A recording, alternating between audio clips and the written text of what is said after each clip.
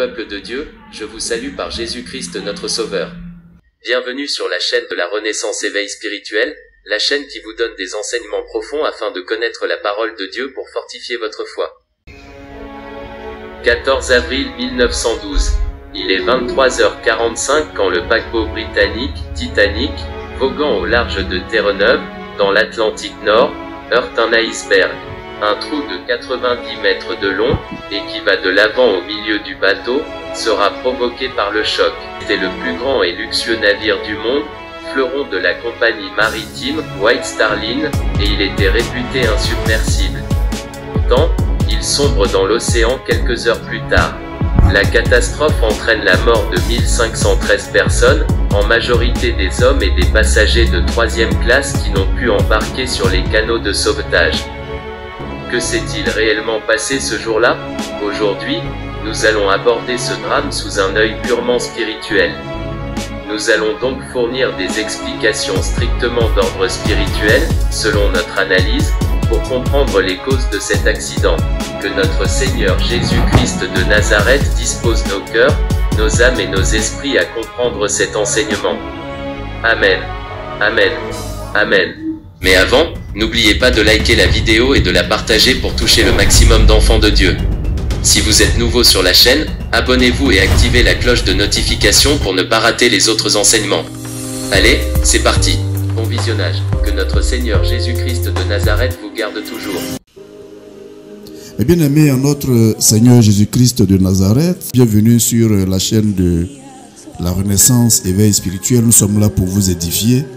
Nous sommes là pour vous permettre de comprendre ce qui se passe dans le monde spirituel, afin que vous soyez préparés à affronter toutes les épreuves et que vous soyez surtout autonomes spirituellement pour vous prendre en charge. Avant d'aborder le thème du Titanic, vous avez compris, nous allons parler du Titanic. Avant d'aborder donc le thème du Titanic et de chercher à comprendre ce qui s'est passé. Parce que ne vous y trompez pas, l'accident du Titanic était d'abord spirituel. C'était un grand combat spirituel. C'était, si vous voulez, un mélange d'événements spirituels qui se sont matérialisés. C'était ça, la chute, si vous voulez, le drame du Titanic. Mais avant donc d'aborder le drame du Titanic, je vais vous parler d'un personnage historique, un personnage qui se trouve dans la Bible, que tout le monde connaît en principe. Il s'agit de Goliath. Mais bien aimé en notre Seigneur Jésus-Christ de Nazareth, vous allez comprendre par la suite pourquoi je commence l'enseignement en vous parlant déjà de Goliath. Il faut savoir que Goliath était connu sous le nom de Goliath de Gath dans l'histoire, parce que Gath était le nom de l'une des 5 cités de des États philistines. Et dans le Coran, Goliath est connu sous le nom de Jalut. Alors, si on part sur un point de vue purement étymologique, il y a plusieurs explications de Goliath qui s'offrent à nous. L'une des explications, c'est que Goliath est un nom qui découle d'un composé indien et européen. Donc c'est un nom indo-européen. Ça a été suggéré, entre autres. L'autre explication, c'est que Goliath est le diminutif d'un nom hébreu qui est Agélite. Agélite signifie le roi dans un langage qu'on appelle le langage berbère, qui est le langage d'un peuple qu'on appelle les Amaziques. Alors, il faut comprendre une chose. Les Hébreux, tout comme les Arabes, désignaient leurs ennemis à l'époque par des diminutifs qui traduisaient leur mépris en fait. Ils méprisaient leurs ennemis. Et donc, pour désigner leurs ennemis, ils leur trouvaient des diminutifs. Et figurez-vous que chez les musulmans, il y a eu à l'époque un grand guerrier berbère qu'on appelait Axil, qui était un peu l'équivalent de Goliath. Et ce guerrier berbère a combattu les Arabes pendant la conquête musulmane de l'Afrique du Nord. Alors je vous donne ces éléments pour que vous compreniez un peu par la suite le rapprochement qu'il y a entre ce guerrier Goliath ou Axil et le Titanic. Et vous allez comprendre que le drame du Titanic était la répétition du drame de Goliath face à David. Pour comprendre les choses, mes bien-aimés en notre Seigneur Jésus-Christ de Nazareth, je vais vous lire un texte de la Bible. Prenez vos Bibles et suivez avec moi. Je vous dis toujours que les enfants de Dieu doivent toujours avoir leur Bible à leur côté. Parce que sans Bible, c'est un peu l'équivalent d'un musulman qui n'a pas de Coran. Ça n'a vraiment pas de sens. Donc prenez vos Bibles et suivez avec moi le texte. C'est le texte de 1 Samuel chapitre 17. 1 Samuel chapitre 17. À partir du verset 1, et je lis. Suivez avec moi. Les Philistins réunirent leurs armées pour faire la guerre et ils se rassemblaient à Soko qui appartient à Juda. Ils campaient entre Soko et Azeka à Éphes d'Amim. Saül et les hommes d'Israël se rassemblèrent aussi. Ils campaient dans la vallée des Térébintes et il se mit en ordre de bataille contre les Philistins. Les Philistins étaient vers la montagne d'un côté et Israël était vers la montagne de l'autre côté. La vallée les séparait. Un homme sortit du camp des Philistins et s'avança entre les deux armées. Il se nommait Goliath. Il était de Gath. Et il avait une taille de 6 coudées et un empan. Sur sa tête était un casque d'airain et il portait une cuirasse à écailles du poids de 5000 cycles d'airain. Il avait 2 jambes aux armures d'airain et un javelot d'airain entre les épaules. Le bois de sa lance était comme une ensouple de tisserand et la lance pesait 600 cycles de fer. Celui qui portait son bouclier marchait devant lui.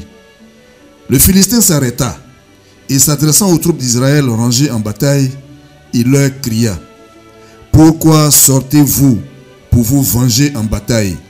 Ne suis-je pas le Philistin et n'êtes-vous pas des esclaves de Saül? Choisissez un homme qui descende contre moi. S'il peut me battre et qu'il me tue, nous vous serons assujettis. Mais si je l'emporte sur lui et que je le tue, vous nous serez assujettis et vous nous servirez. Le Philistin dit encore: je jette en ce jour un défi à l'armée d'Israël. Donnez-moi un homme et nous nous battrons ensemble. Saül et tout Israël entendirent ces paroles du Philistin et ils furent effrayés et saisis d'une grande crainte. Parole de notre Père qui est dans les cieux, que son nom soit béni. Mais bien aimé en notre Seigneur Jésus-Christ de Nazareth, voici donc ce que dit le texte de 1 Samuel chapitre 17, du verset 1 au verset 11, où on nous décrit le défi que Goliath va lancer au peuple d'Israël. C'est-à-dire qu'un individu se lève et il lance un défi à tout un peuple. Maintenant, vous prenez toujours vos Bibles et je vais vous parler d'un royaume qui était à l'époque considéré comme invulnérable et dominateur. Vous prenez le texte de Daniel, chapitre 2, au verset 39. Daniel, chapitre 2, au verset 39. Et je lis: après toi, il s'élèvera un autre royaume moindre que le tien, puis un troisième royaume qui sera d'airain et qui dominera sur toute la terre. Mais bien aimés en notre Seigneur Jésus-Christ de Nazareth, peuple de Dieu, lorsque vous écoutez ces deux textes, lorsque vous lisez ces deux textes, il y a un mot qui est un dominateur commun. On parle d'airain. Lorsque on vous décrit Goliath, même ses jambes étaient en airain. Presque tout sur lui était de l'airain. Et ici dans le texte de Daniel, on nous décrit un royaume qui est formé d'airain. Mais qu'est-ce qu'on appelle l'airain? L'airain, c'est ce qui est dur et résistant, ce qui est implacable et impitoyable. Voilà ce qu'on appelle l'airain. Et dans la langue française, l'airain a des synonymes. Les synonymes de l'airain, c'est l'assurance, c'est le bronze, c'est la dureté, la fermeté, la sûreté. Voici les synonymes que la langue française donne de l'airain. Quand vous entendez ces synonymes, cela vous donne une idée de qui était Goliath. Qui était Goliath? Maintenant, je vais vous parler de la composition de l'airain.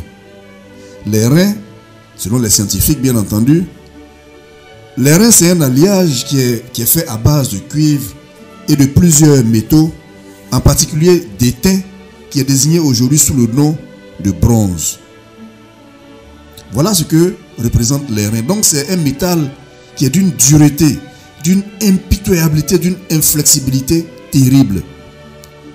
Et vous devez savoir que Goliath, en fait, c'était un géant des terres. Parce que quand vous lisez le texte de 1 Samuel, la bataille va se dérouler à côté des montagnes. Donc Goliath était un géant des terres. Goliath était également un géant des airs par sa taille. Parce que tel qu'on décrit sa taille, ça équivaut à peu près à 3 mètres. Imaginez un individu qui fait près de 3 mètres, plus de 3 mètres de hauteur. Donc Goliath était un géant des airs. Il dominait les airs. Goliath était un géant des feux. Un géant des feux, un géant du feu. Parce que l'armure qu'il portait, qui était de l'airain, si vous voulez, l'airain est obtenu en faisant fondre plusieurs métaux qui sont chauffés au feu. Donc, toute son armure, son apparence et ses jambes est obtenue en faisant fondre plusieurs métaux au feu. Donc, Goliath était un dieu des feux. Goliath était également un géant des eaux parce qu'on nous dit dans la description de Goliath que son armure était en écailles. L'écaille rattachée notamment aux animaux aquatiques, c'est-à-dire les animaux qui vivent dans l'eau. Les animaux qui ont des écailles, c'est notamment le poisson. Par contre, il y a des animaux sur terre qui ont des écailles, mais la majorité des animaux qui ont des écailles vivent dans l'eau. Quand vous regardez bien cette description, Goliath était le dieu des 4 mondes. La terre, le feu, l'air et l'eau. Alors, Goliath et Axile, je vous ai parlé d'Axile, cet autre guerrier musulman de l'époque, qui avait les mêmes caractéristiques que Goliath. Et Goliath et Axile étaient forts, ils étaient puissants, ils étaient invincibles. Et voilà que Goliath défiait le peuple de Dieu. Il traitait les Juifs d'esclaves. Ce que les enfants de Dieu doivent savoir, c'est que je vous dis toujours qu'un enfant de Dieu doit rechercher l'intelligence et la sagesse. Et la recherche de l'intelligence et de la sagesse, c'est de se poser les bonnes questions pour avoir les bonnes réponses. C'est ça qui vous fait connaître la parole de Dieu. Un enfant de Dieu qui est intelligent et sage va se demander, mais pourquoi dans tout le peuple d'Israël, Goliath a demandé à combattre un seul homme? Il aurait pu dire, envoyez-moi toute votre armée. Mais il ne dit pas ça. Il dit, choisissez un homme, un seul parmi vous que je vais combattre. Et si lui, il réussit à me vaincre, alors vous avez gagné. Mais si moi, je réussis à le vaincre, alors vous avez perdu. Pourquoi donc Goliath décide de combattre un seul homme dans le peuple au lieu d'affronter toute l'armée? Je vais vous dire pourquoi. En fait, Goliath se considérait tellement supérieur au peuple de Dieu parce que je vous ai expliqué qu'à l'époque, les Hébreux avaient si vous voulez, des noms pour minimiser leurs adversaires. Ils utilisaient des prénoms ou des noms pour minimiser leurs adversaires. Ils n'avaient pas de respect pour leurs adversaires. Et c'est ce que Goliath était en train de faire ici. En réalité, ce qui s'est passé, c'est que Goliath ne voulait pas affronter l'armée d'Israël parce qu'il considérait que c'était des moins que rien. Lui, en tant que grand, en tant que géant, il voulait combattre un homme de sang royal. Parce que les autres devant lui n'étaient rien, ce n'étaient que des esclaves. Donc lui, il voulait combattre un homme de sang royal. En fait, c'est ce qu'il a demandé au peuple. Quand il disait choisissez un homme et puis je vais le combattre là, il voulait combattre un homme de sang royal. C'est un peu comme si le président de la République arrive dans un autre pays et on dit non, que lui il va se mesurer au peuple. Et on va lui prendre des gens de la rue, on dit bon voilà, monsieur le président, voici vos adversaires. Il va dire mais attendez, prenez-moi au sérieux. Je suis président de la République. Si je dois me mesurer à des gens, je me mesure à des gens comme moi. Et donc Goliath se prenait pour un roi, tel que je vous ai décrit tout à l'heure, avec toutes les caractéristiques que Goliath avait. Il ne pouvait pas se comparer à un homme ordinaire, à un moins que rien. Donc il a demandé qu'on lui envoie quelqu'un de sa trempe, c'est-à-dire un homme de sang royal. Et c'est pour cela que David a été choisi, parce que David était un homme de sang royal. Étant entendu que le roi Saül lui-même ne pouvait pas monter en avant-première du combat, donc il fallait qu'on choisisse quelqu'un qui était de sang royal. Et David, dès son enfance, avait été établi par Dieu comme étant de sang divinement royal. David était roi devant Dieu. Et c'est pour ça que Goliath demande à l'affronter. Parce que lui, il est le représentant de Satan. Il est le représentant du diable. Il lui fallait affronter un roi de Dieu. Donc le combat entre Goliath et David, c'était le combat entre le diable et Dieu. Et David représentait le peuple de Dieu.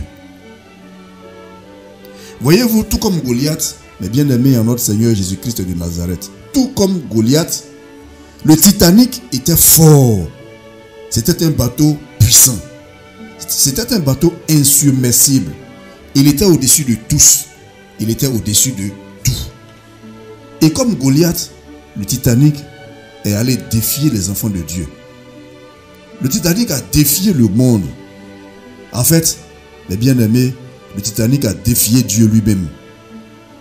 Ce sont les éléments de sa chute. Voici donc planté le décor. Maintenant, nous allons commencer notre étude en analysant d'abord en grand 1 les éléments de la défiance. Parce que quand nous disons que le Titanic a défié les enfants de Dieu, il faut qu'on vous explique quels sont les actes que le Titanic a posés et qui défiaient Dieu lui-même. Nous allons donc analyser, si vous le voulez bien, les éléments de la défiance.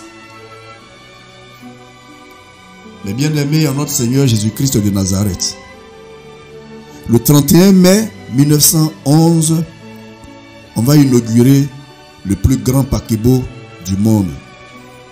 Et ce jour-là, le Titanic, qui est alors le plus grand paquebot au monde, est inauguré devant plus de 100 000 personnes à Belfast, en Irlande. On a dû utiliser donc plusieurs tonnes de graisse et de savon pour mettre le navire à l'eau. Parce que vous le savez très bien, le navire n'est pas construit sur l'eau. Il est construit dans des usines, dans des entrepôts, et après on le pousse pour le mettre à l'eau. Et pour le Titanic, il a fallu utiliser plusieurs tonnes de graisse et de savon pour permettre à ce bateau-là de glisser pour aller dans l'eau.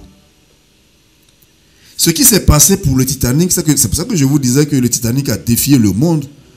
Par pure superstition, les concepteurs du Titanic ont refusé de baptiser le bateau au champagne. Je répète, par pure superstition, ils ont refusé de baptiser le bateau au champagne. Tout à l'heure, je vais vous expliquer ce que c'est que le baptême du bateau au champagne. Et vous allez comprendre un certain nombre de choses. Après donc le succès de la mise à l'eau du bateau, les gens ont organisé un festin avec toute la gastronomie française qui était à l'honneur. Et ils ont fait ce festin-là au Grand Central Hotel de Belfast. Ça a été une grande fête. Les gens ont mangé, ils ont bu et ils ont considéré qu'ils avaient fini de faire leur œuvre. Mais bien aimé en notre Seigneur Jésus-Christ de Nazareth, tout à l'heure je vous ai dit que le Titanic n'a pas été baptisé au champagne. Qu'est-ce qu'on appelle le baptême au champagne? Vous devez savoir que la tradition des armateurs, c'est-à-dire ceux qui sont propriétaires de bateaux ou qui ont des bateaux, et c'est quelque chose que je vais expliquer au peuple de Dieu pour que les gens comprennent. Ce sont des choses que les enfants de Dieu doivent comprendre pour savoir comment le monde est structuré et comment le monde fonctionne. Alors la tradition veut, quand vous avez un bateau, la tradition dit que il faut briser une bouteille sur la coque du bateau qu'on vient de mettre à l'eau pour conjurer le mauvais sort. Parce que les gens estimaient que si on ne fait pas ce rituel, le bateau et ses occupants vont connaître un malheur. C'est ça qu'on appelait le baptême au champagne. Donc on prend une bouteille, on casse sur la coque du bateau et puis on récite des formules magiques. Alors donc tous les bateaux que vous voyez là, qui circulent sur nos océans là, ont subi cette tradition de rituel magique qu'on appelle le baptême au champagne. Avant de partir en mer, voilà comment ça se passe. Les marins donc ont l'habitude d'adorer un dieu qu'on appelle le dieu Neptune. Et ce dieu Neptune est présenté comme étant le dieu de la mer. Et c'est cette adoration du dieu Neptune qu'on appelle le baptême du bateau, qui est également appelé baptême au champagne. Alors, comment comment ils font? Pour baptiser le bateau, il ne s'agit pas de donner juste un nom. On dit non, je vais faire mon baptême, on va me donner un nom. Non. Pour baptiser le bateau, il y a un rituel que les gens font. C'est-à-dire que pour conjurer le mauvais sort, c'est-à-dire pour chasser le mauvais sort, les mauvais esprits, la marraine du bateau brise une bouteille de champagne sur la coque du bateau et elle récite la formule suivante. Elle dit, je te baptise et te souhaite bonne navigation. Et il faut savoir que ce rituel provient d'une tradition ancienne. Auparavant, le but donc était d'attirer la faveur des dieux en leur faisant une offrande. Mais ce que le peuple de Dieu doit savoir, c'est que l'utilisation du champagne, c'est dernièrement que les gens ont commencé à utiliser le champagne. Parce qu'avant qu'on utilise le champagne, le baptême du bateau se faisait par le sang humain. Je répète, avant que les gens commencent à utiliser le champagne, le baptême des bateaux se faisait avec du sang humain. On tuait un individu et on prenait tout son sang pour badigeonner sur la proue, c'est-à-dire sur l'avant du bateau. Et il fallait absolument faire cela avant que le bateau soit mis en mer pour voguer sur la mer.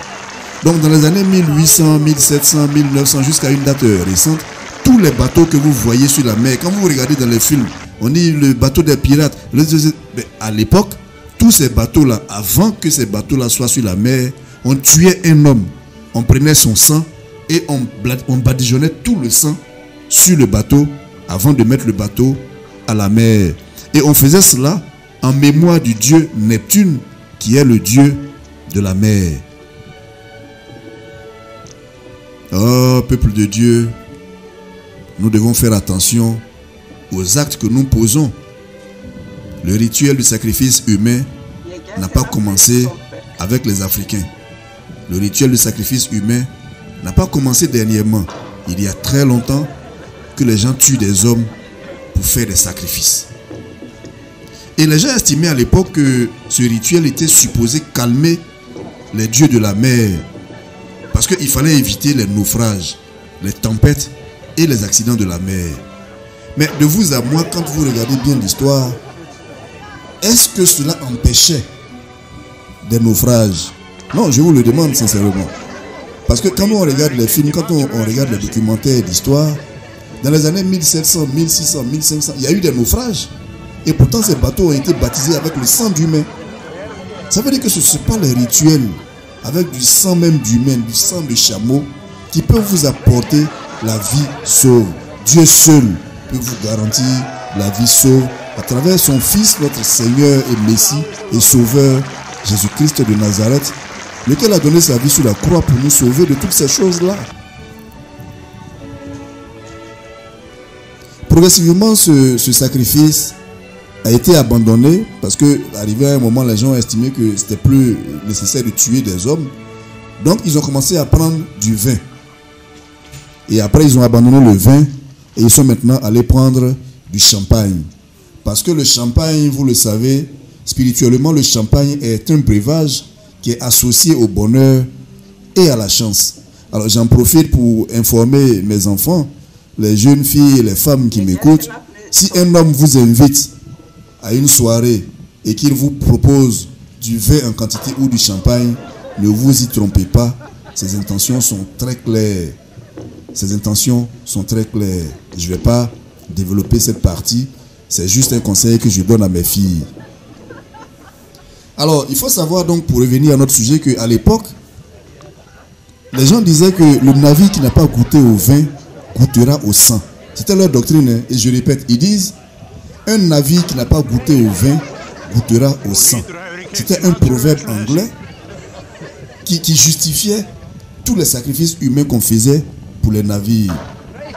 L'idée simple, c'était qu'un navire qui n'a pas été baptisé dans les règles de l'art va être confronté à plusieurs difficultés, c'est-à-dire il va connaître les tempêtes, les accidents et tout ça. Donc, comme je le disais, après on a remplacé le sang humain par le vin, et plus tard, on va remplacer le vin par le champagne qui est l'alcool de la fête de la célébration, du bonheur et de la chance par excellence.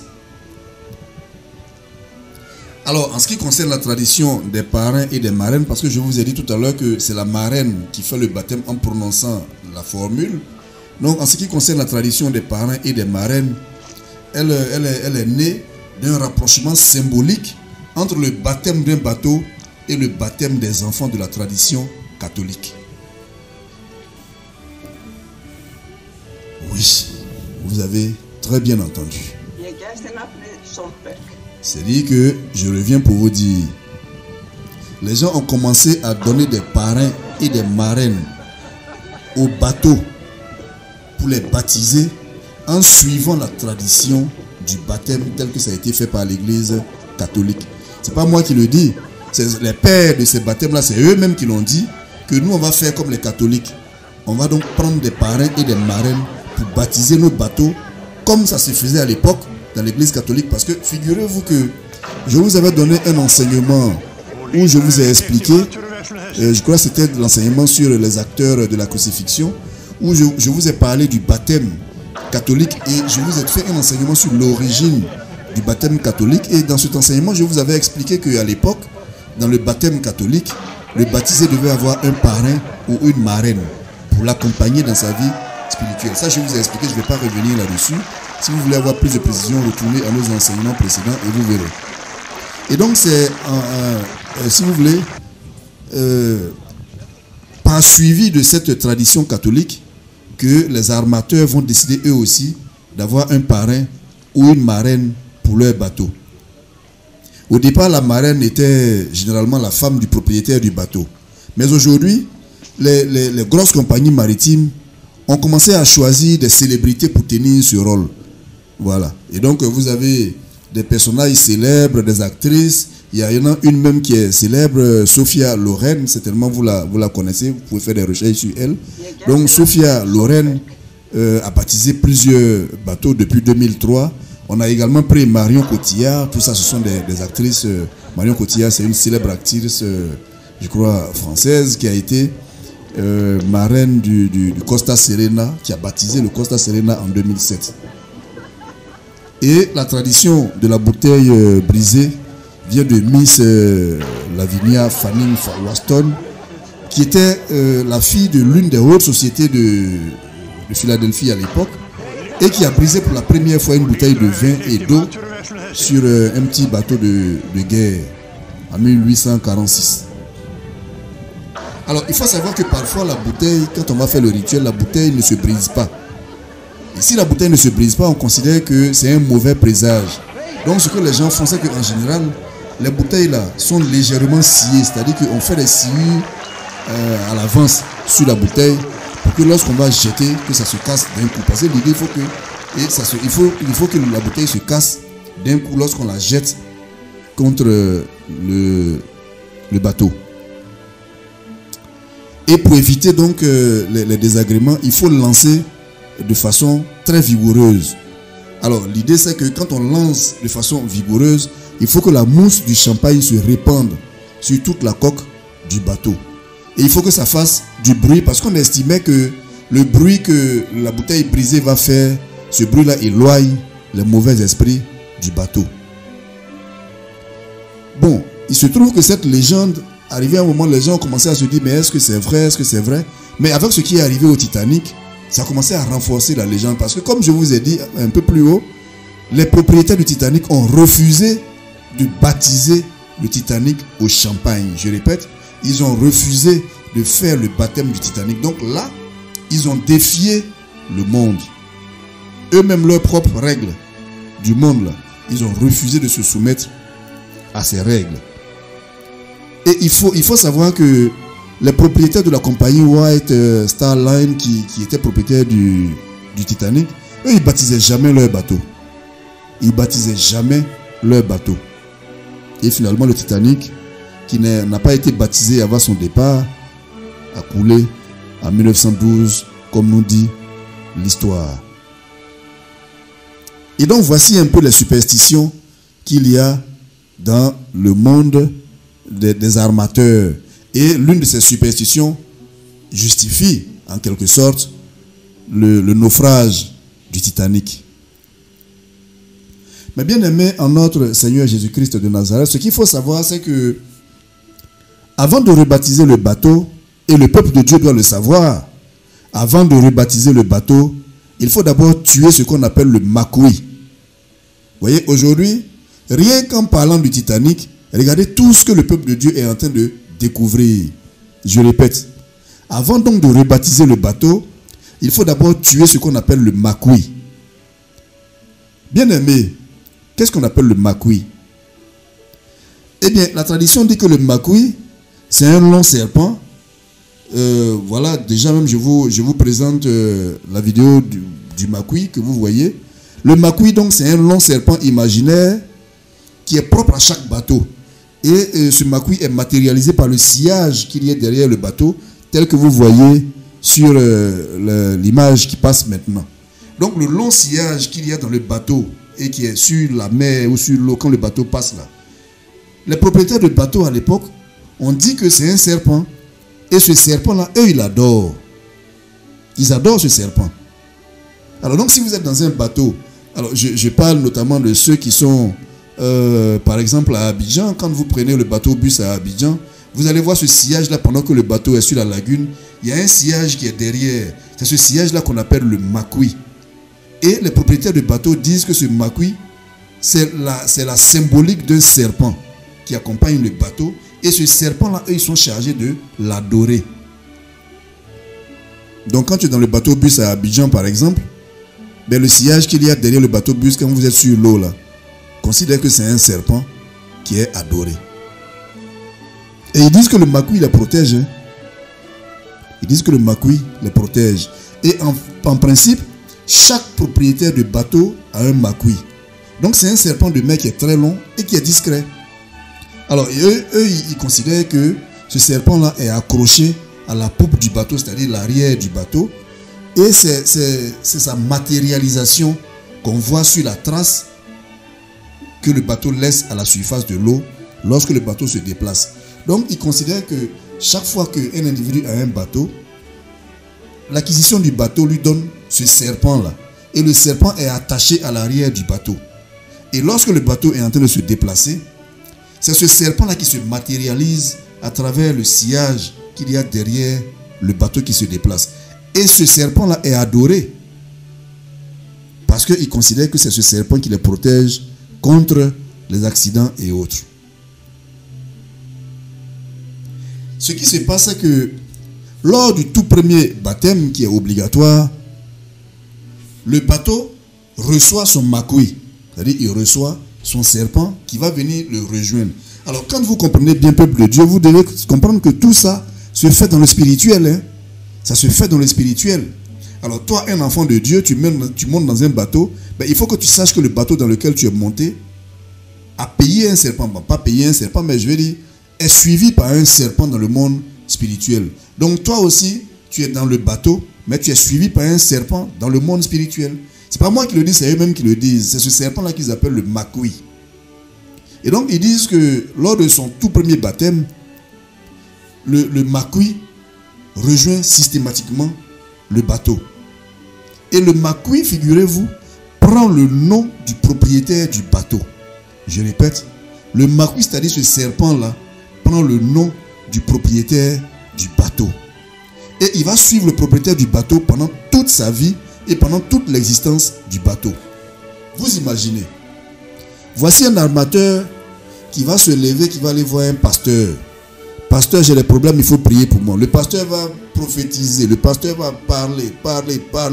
Il va dire, les sorciers de ta famille veulent te bouffer parce que ton entreprise ne marche pas. Mais son entreprise, là, pasteur, tu dois savoir que son entreprise en tant que propriétaire de bateau, c'est de traîner derrière lui un serpent qu'il a pris dans le monde spirituel parce qu'il est propriétaire de bateau. Qu'est-ce que tu vas faire contre ça? Alors, parfois on accuse des sorciers, alors que nous-mêmes, à travers les activités que nous menons dans notre vie de tous les jours, nous avons hérité de démons. C'est pour cela que nous, au niveau de la Renaissance, dans notre repentance, notre formule est claire. Dans notre repentance, là, nous demandons pardon à Dieu pour les offenses de nos ascendants. Nous demandons pardon à Dieu pour les offenses de nos descendants. et nous demandons pardon à Dieu pour nos propres offenses. Alors généralement les gens vont faire la repentance, ils vont s'asseoir. Oui Seigneur, pardonne-moi parce que hier j'ai volé la viande dans la sauce. D'accord, c'est bien. Mais qu'est-ce qui t'a poussé à voler la viande dans la sauce? C'est un esprit ancestral de vol qui est dans votre famille depuis longtemps. C'est par ça qu'il faut commencer la repentance. Et si tu n'as pas fait cette repentance, ça va vous suivre. Et vous allez entendre des gens dire, eux dans leur famille, là, les femmes ne se marient pas. Quand les femmes se marient, là, ça ne marche pas. Les hommes se marient, mais les femmes ne se marient pas. Comment des enfants de Dieu peuvent décréter que dans une famille, les femmes ne doivent pas se marier, alors que le mariage fait partie des règles du mariage de la Bible? Et que le mariage même, c'est pratiquement l'une des premières bénédictions que Dieu donne aux humains. Être père et mère, c'est l'une des premières bénédictions que Dieu donne aux humains dans la Bible, dans le texte de la Genèse. Et vous êtes tranquille. Et cette jeune fille va aller s'asseoir devant un prêtre. Mon père, je suis venu me confesser. Oui, j'ai des problèmes, je n'arrive pas à trouver un homme stable parce que je travaille dans un bar, ou bien parce que j'ai avorté, ou bien parce que... Tout ça, ce sont des choses qui ne sont pas bien. Mais ce n'est pas ça ton problème. Ton problème, c'est qu'il y a un esprit ancestral que ta famille a acheté depuis longtemps, qui suit la famille et qui dit que vous, les femmes, vous ne devez pas vous marier. Donc ta repentance devant ton pasteur, devant ton prêtre, là, commence déjà par te débarrasser de cet esprit ancestral. Donc pour revenir à notre sujet, donc, le propriétaire du bateau a systématiquement un makoui qui va le suivre pendant toute sa vie. Et ce qui est grave, c'est que même s'il vend le bateau, celui qui va acheter le bateau achète en même temps ce serpent-là avec lui. Donc imaginez, toi tu as eu l'argent, tu dis moi je vais aller m'acheter un petit bateau. Mais tu t'achètes un petit bateau avec un gros serpent spirituel qui te suit parce que ça fait partie de la tradition de tous les propriétaires de bateaux. Alors à chaque baptême, il faut un nouveau serpent qui va venir s'accrocher au bateau. Donc si toi tu payes le bateau, tu le payes avec son serpent d'origine et que tu décides de rebaptiser le bateau en changeant le nom du bateau, dès que tu fais le nouveau baptême va consister à chasser le premier serpent et à avoir un nouveau serpent. Donc dans tous les cas, chaque fois que tu es propriétaire de bateau, tu as un serpent dans ta vie. Et ce serpent s'appelle le makoui. Ce n'est pas moi qui l'ai dit, je ne suis pas propriétaire de bateau. Ce sont les propriétaires de bateaux eux-mêmes qui le disent. Ceux qu'on a interrogés, ceux auprès de qui on s'est informé, les recherches que nous avons faites nous montrent que ce serpent-là, spirituellement, il existe. Notre Seigneur Jésus-Christ de Nazareth n'avait-il pas raison au moment de la crucifixion quand il disait « Père, Père, pardonne-leur, ils ne savent pas ce qu'ils font ».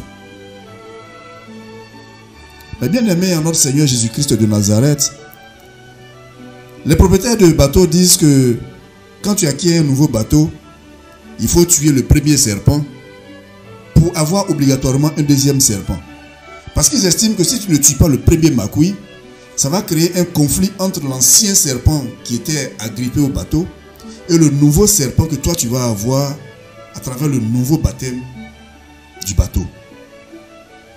Donc, pour que tu puisses profiter de ton nouveau serpent, il faut que tu tues l'ancien serpent. Sinon, ils estiment que les deux serpents sont deux démons puissants, deux divinités qui vont rentrer en compétition, qui vont se battre et ça va provoquer des accidents par la suite par rapport au bateau qui sera en mer. Donc avant de rebaptiser le bateau, il faut tuer l'ancien serpent. Et ils ont une technique pour le faire. Hein. Pour le faire, ils disent que tu vas au large, c'est-à-dire que tu vas sur l'eau avec le bateau, avec un autre bateau qui est... C'est-à-dire que tu prends ton bateau et vous prenez un autre bateau ami. Vous arrivez là-bas, vous buvez de l'alcool, vous versez de l'alcool dans la mer. Généralement, on conseille de choisir l'alcool que toi tu aimes bien. Donc vous versez à l'arrière du bateau, vous versez cet alcool dans la mer. Et ils disent qu'en faisant cela, le premier serpent va boire cette eau, il va boire cet alcool, il sera saoulé, ça va le rendre faible. Et ce qui va se passer, c'est que pendant que vous versez l'alcool derrière le bateau pour saouler le serpent qui est là-bas, l'autre bateau, votre ami, l'autre bateau qui est là, il va se rapprocher de votre bateau et il va tuer le serpent en coupant, c'est-à-dire il peut prendre une épée ou quelque chose et il coupe par 3 fois la vague qui est derrière votre bateau, et on estime que de cette façon, vous avez tué le premier serpent, et c'est maintenant là que vous pourrez rebaptiser votre bateau pour lui donner un nouveau serpent. Imaginez ces choses. Imaginez ces choses. Voilà ce que les gens font dans le monde spirituel. Le peuple de Dieu observe ces choses et ne comprend rien à ce qui se passe dans le monde. Le diable a bien structuré son monde. Et je vous répète toujours que l'une des plus grandes ruses du diable, c'est d'avoir persuadé les enfants de Dieu que lui, il n'existe pas. Je répète. L'une des plus grandes ruses du diable, c'est d'avoir réussi à convaincre les enfants de Dieu que lui, il n'existe pas. Vous allez aujourd'hui prendre certains enfants de Dieu, ce que je suis en train d'expliquer, ils vont dire, oh, mais ils racontent quoi même? C'est un bateau qui est sur l'eau, on voit simplement des ciels, la salle encore va venir dire. Mais ce n'est pas moi qui dis, c'est eux-mêmes les propriétaires du bateau qui disent ça. Ben, ça veut dire que c'est eux qui font leur adoration. Maintenant, toi, tu es dans le bateau, tu ne sais même pas de quoi il s'agit. Mais imaginez le nombre d'enfants de Dieu qui étaient dans le Titanic. Ces gens ne savaient même pas que ce bateau-là était géré par un puissant serpent. Ils sont allés s'engouffrer dedans. Alors, pourquoi c'est important de le savoir? C'est important de le savoir parce que, à partir de l'enseignement que je viens de vous donner, chaque fois que vous allez mettre les pieds dans un bateau, ça peut être un bateau de croisière, pour ceux qui sont à Abidjan, San Pedro, c'est-à-dire les villes balnéaires, que ce soit en Côte d'Ivoire, au Sénégal ou partout, si vous êtes dans une ville balnéaire, le jour où vous mettez les pieds dans un bateau pour dire je vais faire une croisière dans un bateau, la première chose que vous devez faire, c'est de faire l'élévation du bateau et de demander à notre Seigneur Jésus-Christ de Nazareth de débarrasser le bateau de ce serpent-là. Si vous voulez, pour le temps que vous êtes là, puisque le propriétaire du bateau, lui, il vit avec son serpent. Donc si vous le tuez, lui, il n'a plus à vivre. Donc vous dites au Seigneur de vous débarrasser de ce serpent le temps que vous êtes là, parce que vous n'avez pas l'intention de négocier avec un serpent pour votre survie dans ce bateau. Mais si vous ne savez pas ces choses, alors tu es un enfant de Dieu, tu as ta Bible en main, une grosse Bible comme ça que tu as déposée sur ta tête, et tu es assis dans un bateau, et le bateau est dirigé par un serpent, et toi tu ne sais même pas que ce serpent existe.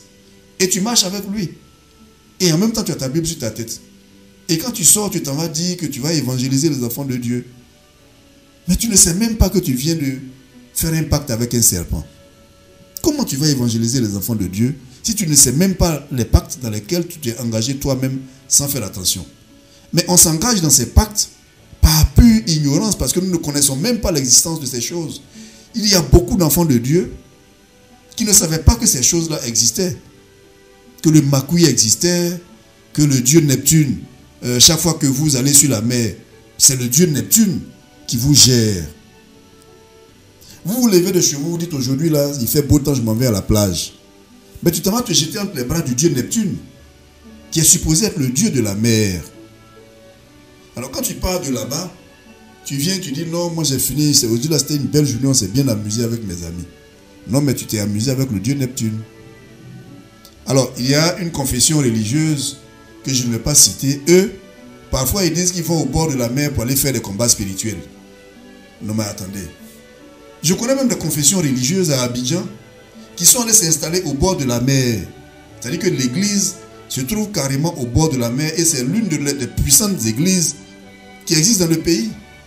Bon, expliquez-moi un peu cette histoire-là comme à un enfant pour que je comprenne.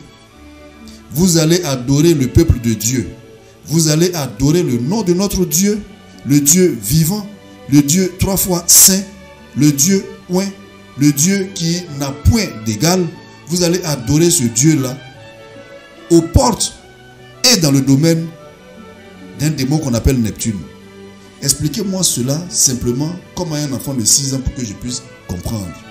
Parce que jusqu'à présent, je n'arrive pas à comprendre qu'on aille implanter l'église au bord de la mer et qu'on dise que c'est là que Dieu réside. Bon. Mais bien aimé en notre Seigneur Jésus-Christ de Nazareth, aujourd'hui nous venons de finir la première partie de cet enseignement sur le Titanic. Ce n'est que l'introduction. Ce n'est que l'introduction. Ce n'est que l'introduction. Le plus grand est à venir. Merci de m'avoir écouté. Merci d'avoir prêté attention.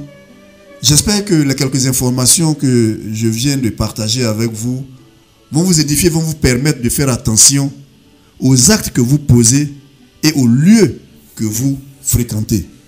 J'espère également qu'à partir de cet enseignement, vous apprendrez à honorer le nom de votre Père en faisant attention à un certain nombre de choses. Nous nous retrouverons probablement le dimanche prochain pour d'autres enseignements aussi palpitants. Mais d'ici là, que notre Seigneur Jésus-Christ de Nazareth impose sa main puissante et protectrice sur vous et sur vos familles, qu'il marche toujours avec vous et que son nom soit glorifié dans vos vies. Amen, amen, amen.